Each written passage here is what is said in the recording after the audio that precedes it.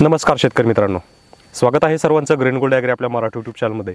तर मित्रांनो, कांदा पिकासाठी फुगवणीसाठी खास करून कांदा ज्यावेळेस आपला 2 महिन्याच्या टप्प्यामध्ये येतो तर अशा वेळेस आपल्याला फॉस्फरस आणि पोटॅश या दोन्हींचीही मात्रा आपल्या कांदा पिकासाठी द्यावी लागते। आणि मग अशात आपण कन्फ्यूज होतो की ग्रेड कोणती वापरायची।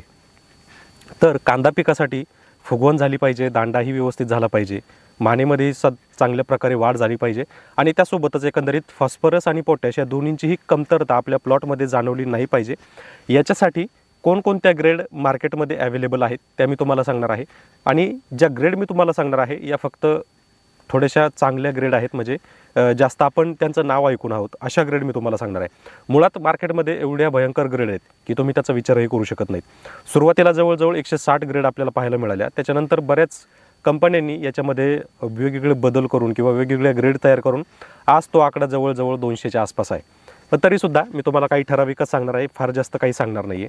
आणि जे ग्रेड सांगणार आहे त्या तुम्हाला नक्कीच तुम्ही ऐकलेले असतील, तुमच्या जवळच्या कृषी सेवा केंद्रामध्ये सुद्धा मिळतील।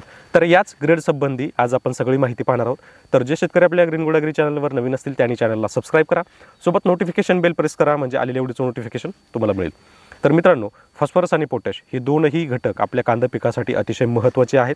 खास करून फुगवणीच्या काळामध्ये आणि शेवटच्या कालावधीमध्ये ज्यावेळेस पातीचं पाणी आपलं उतरतं तर या कालावधीमध्ये फॉस्फरस आणि पोटॅश या दोन्हीही मात्रांची जवळजवळ 40 दिवसांच्या पुढे आपले कांदा निघाला, साधारणतः 50, 55, 60, 65, 70, 80, 85, 90 या कालावधीमध्ये फॉस्फरस आणि पोटॅश या दोन्ही घटकांचं वेगवेगळ्या पद्धतीनं कार्य चालू राहतं। मग अशा परिस्थितीत आता ग्रेड कोणते वापरायचे? तर सगळ्यात पहिला ग्रेड आहे 042-47 जो आपल्याला मार्केटमध्ये मिळतो। याच्या पुढचा जो आहे 060-20 एक आयसेलची ग्रेड आहे, 060-30 ही इफ्कोची ग्रेड आहे, त्याच्यानंतर 060-40 ही फर्टिसेलची ग्रेड आहे, त्यानंतर 040-40 ही एक ग्रेड आहे जी नवीन ग्रेड आहे ती तुम्हाला पाहायला मिळेल। त्यासोबत 060-20, 060-30, 060-40, 052-34 या ज्या ग्रेड आहेत तर या साधारणतः 5 ते 6 ज्या ग्रेड आहेत या मार्केटमध्ये आपल्याला उपलब्ध होतात आणि अतिशय चांगल्या प्रमाणात त्यांचे रिझल्टसुद्धा पाहायला मिळतात। आता याच्यामध्ये आपल्याला जर आपल्या 1 एकर कांदा पिकावर जर याचा वापर करायचा आहे तर प्रत्येकाचं प्रमाण जे आहे हे वेगवेगळं आहे। जर तुम्ही फर्टिसेलची 060-40 किंवा 042-47 ही जर ग्रेड वापरत असाल तर तुम्हाला साधारणतः एकरी 1 लिटरच ही वापरावी लागते, कारण ही जी ग्रेड आहे ही ऑक्साईड फॉर्ममधली ग्रेड आहे। म्हणजेच यांचं जे 1 लिटरचं प्रमाण आहे यांचं किलोमध्ये जर वजन केलं तर ही जास्त भरते, म्हणजे वजनदार आहे। म्हणजे ऑक्साईड फॉर्ममधली ही जी खतं असतात तर या खतांमुळे काय होतं की पहिली गोष्ट आपल्याला क्वांटिटी एका एकरसाठी कमी द्यावी लागते, यांचा रेट थोडासा जास्त राहतो। पण निश्चित तुम्ही जी ग्रेड समजा आता 052-34 आहे, 052-34 जर आपण एकरी 4 किलो 5 किलो वापरतोय तर अशा परिस्थितीत आपल्याला 052-34चा जो खर्च आहे हा साधारणतः 300 रुपये किलोप्रमाणे आपल्याला मोजावा लागतो। म्हणजे साधारणतः 4 किलो 5 किलो जर वापरलं तर 5 किलोला 1500 रुपयेपर्यंत आपल्याला याचा खर्च येतो।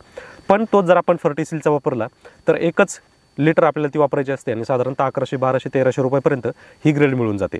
म्हणजे एकतर क्वांटिटी पण कमी होते, दुसरी गोष्ट पैसे पण कमी लागतात आणि रिझल्टसुद्धा चांगले मिळतात। आणि ऑक्साईड फॉर्ममधली जी खतं आहेत तर ही खतं खास करून त्या शेतकऱ्यांसाठी चांगली आहेत ज्या शेतकऱ्यांची जमीन ही काळी आहे किंवा काळसर जमीन आहे। आणि पूर्ण ब्लॅक सॉईलमध्ये काय होतं पहा, कधी कधी बऱ्याच शेतकऱ्यांचं पाणी जे आहे शार्पड राहतं किंवा जमीन शार्पड राहते। अशा परिस्थितीत रासायनिक खतं जी आहेत ही लवकर लागू होत नाहीत किंवा ती लवकर लागू पडत नाहीत किंवा त्यांचा रिझल्ट आपल्याला मिळत नाही। आणि हा रिझल्ट मिळवण्यासाठी आपल्याला ऑक्साईड फॉर्मची जी खतं आहेत तर ही अतिशय चांगला एक बेस्ट पर्याय आहे। त्यामुळे तुम्ही या ऑक्साईड खतांचा वापर करून आपल्या पिकामध्ये उत्पादन वाढवू शकता। तर मित्रांनो, तुम्हाला आता आजची जी मी सांगितली तर फॉस्फरस आणि पोटॅश ही दोन्हीही मिश्रयुक्त खतं यांची ग्रेड सांगितली।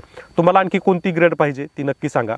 आणि मार्केटमध्ये जर तुम्हाला सगळ्या ग्रेड जाणून घ्यायच्या असतील, कोणकोणत्या आहेत, किती आहेत, कशा आहेत आणि कधी मार्केटमध्ये आल्यात, तर यासंबंधी सुद्धा जर माहिती पाहिजे असेल तर त्याच्यावर आपण नक्कीच व्हिडिओ बनवू।